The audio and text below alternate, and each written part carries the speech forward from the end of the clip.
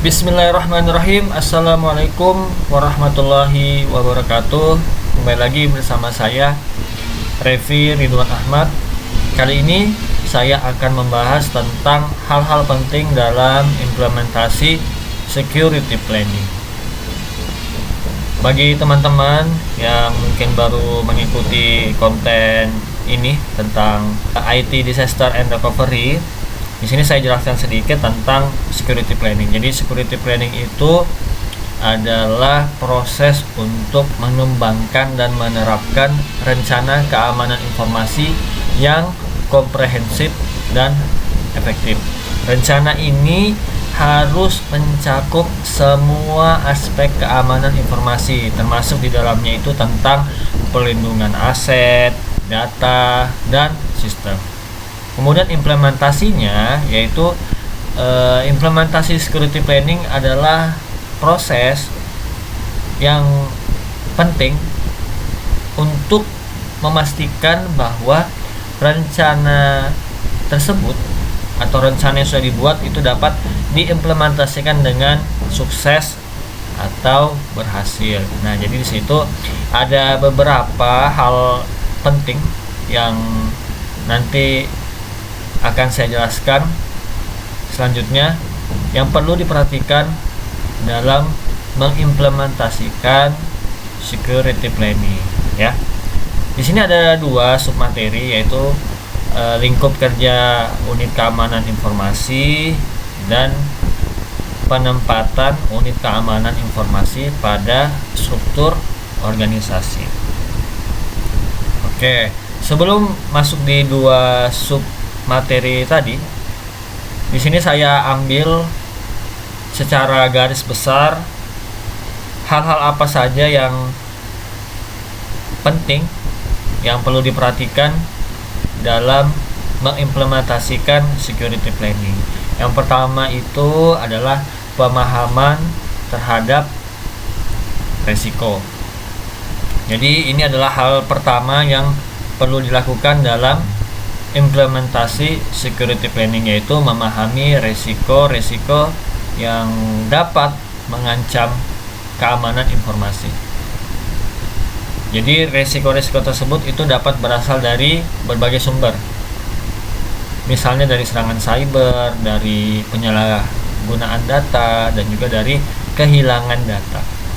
Yang kedua, penetapan tujuan dan sasaran. Setelah memahami resiko-resiko yang ada, maka perlu menetapkan tujuan dan sasaran keamanan informasi.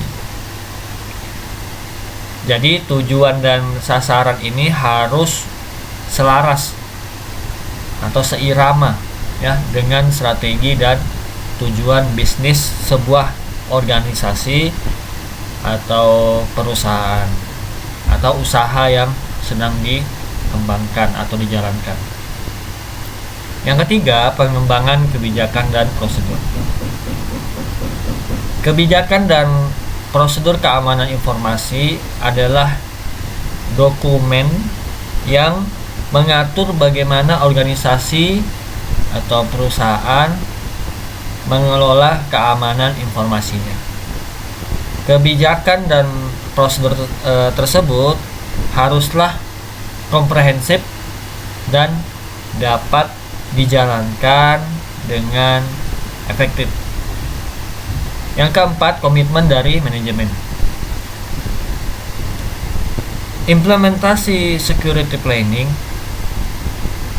butuh komitmen dari manajemen teratas atau manajemen yang berada di puncak, yang berada di paling atas pada sebuah organisasi atau perusahaan atau bisnis, ya.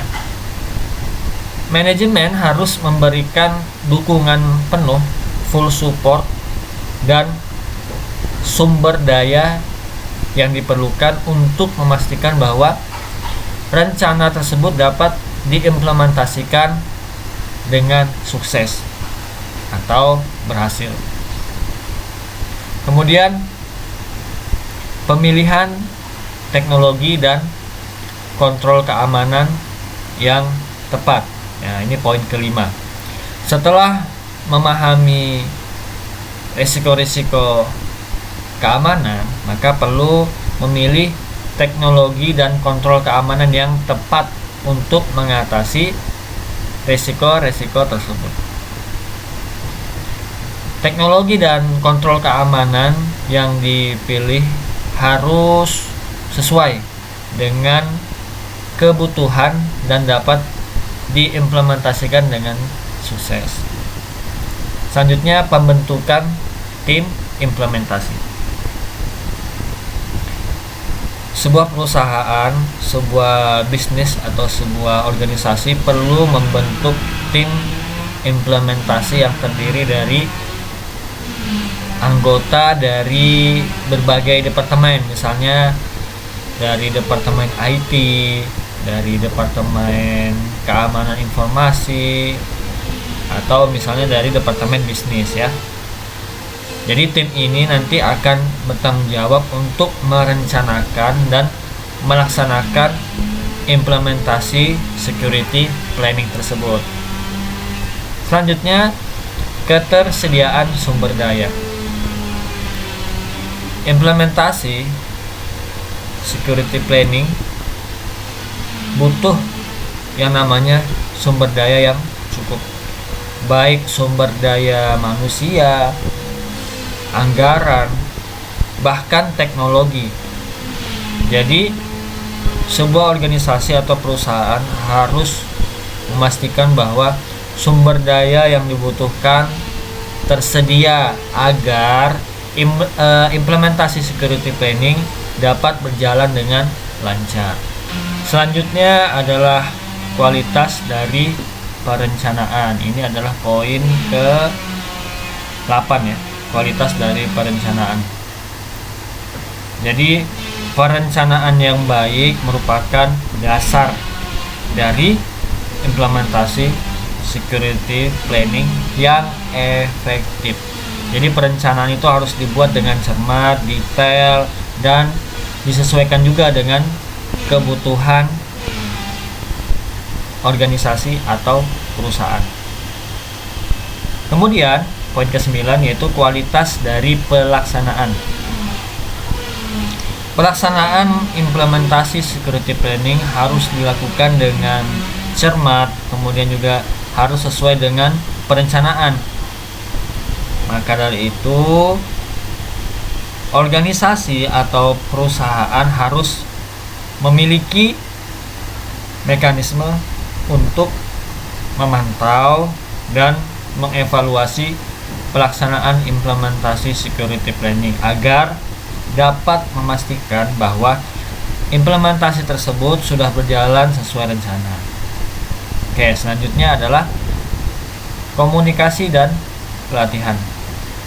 Sebuah perusahaan atau organisasi atau juga bisnis perlu mengkomunikasikan rencana keamanan informasi kepada semua karyawannya. Selain itu, perlu juga untuk memberikan pelatihan kepada karyawan tentang cara menggunakan teknologi dan kontrol keamanan yang terbaru. Jadi harus diupdate. Karyawan juga harus diupdate ilmunya tentang teknologi. Yang terakhir, pemeliharaan dan evaluasi.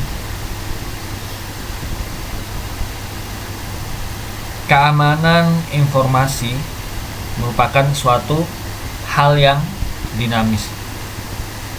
Maka dari itu perlu melakukan pemeliharaan dan evaluasi terhadap security planning secara berkala.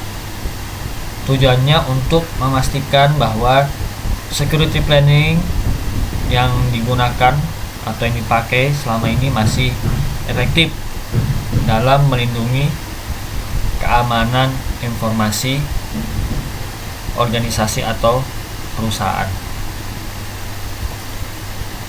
Oke, kita masuk di materi pertama, yaitu lingkup kerja unit keamanan informasi.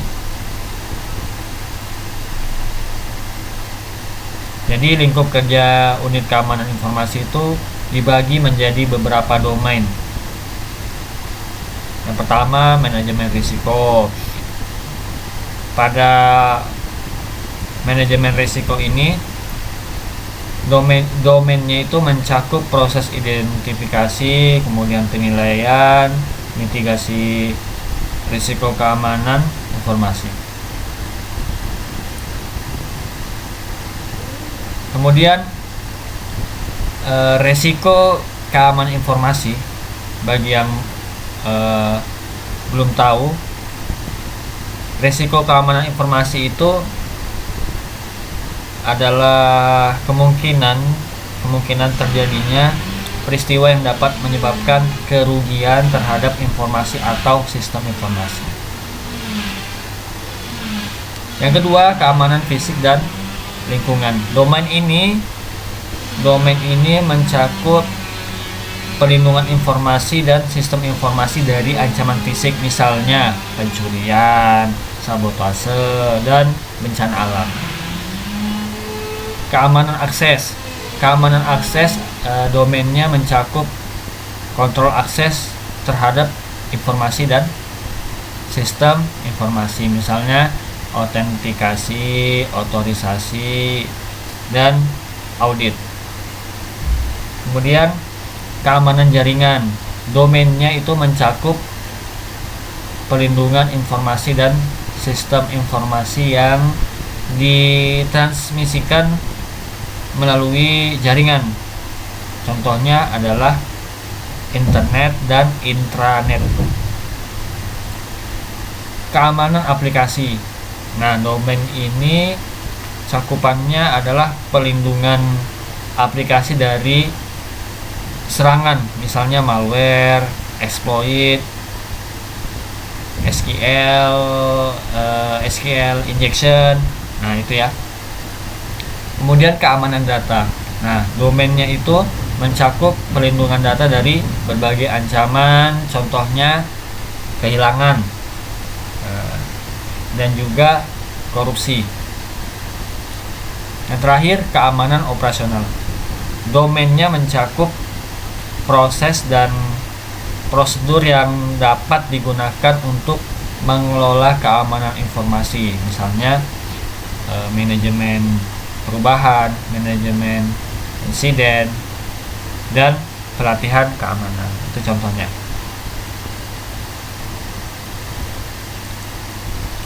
Selanjutnya adalah tugas-tugas pada unit keamanan informasi.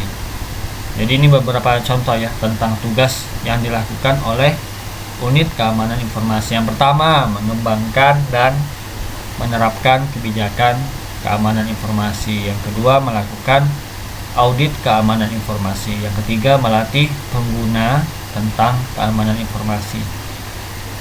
Keempat, menyelidiki insiden keamanan informasi. Dan yang kelima, mengelola risiko keamanan informasi. Oke, selanjutnya adalah tentang penempatan unit keamanan informasi pada struktur organisasi.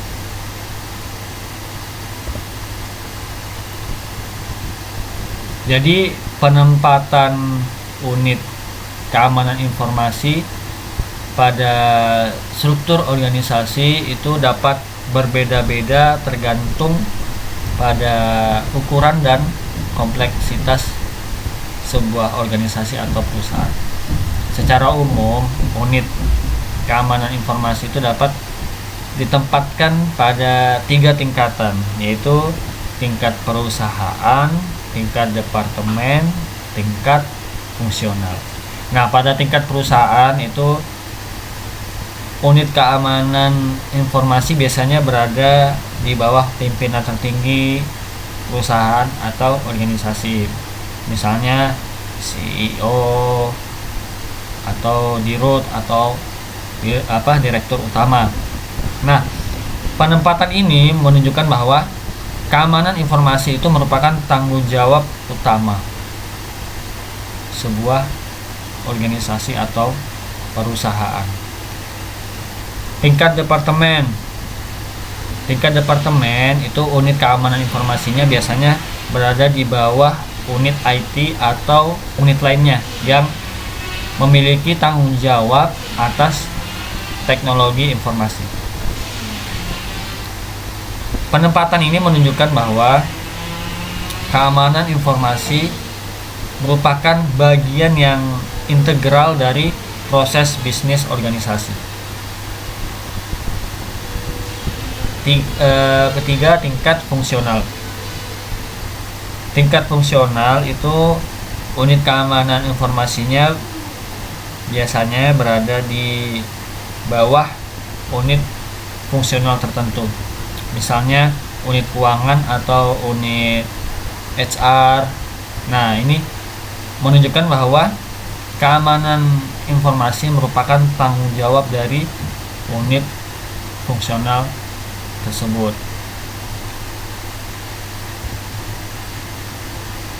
Penempatan unit keamanan informasi juga dapat didasarkan oleh beberapa aspek, misalnya dari kompleksitas organisasi. Jadi organisasi yang lebih besar dan kompleks biasanya memiliki unit keamanan informasi yang lebih besar juga dan memiliki lingkup kerja yang lebih luas.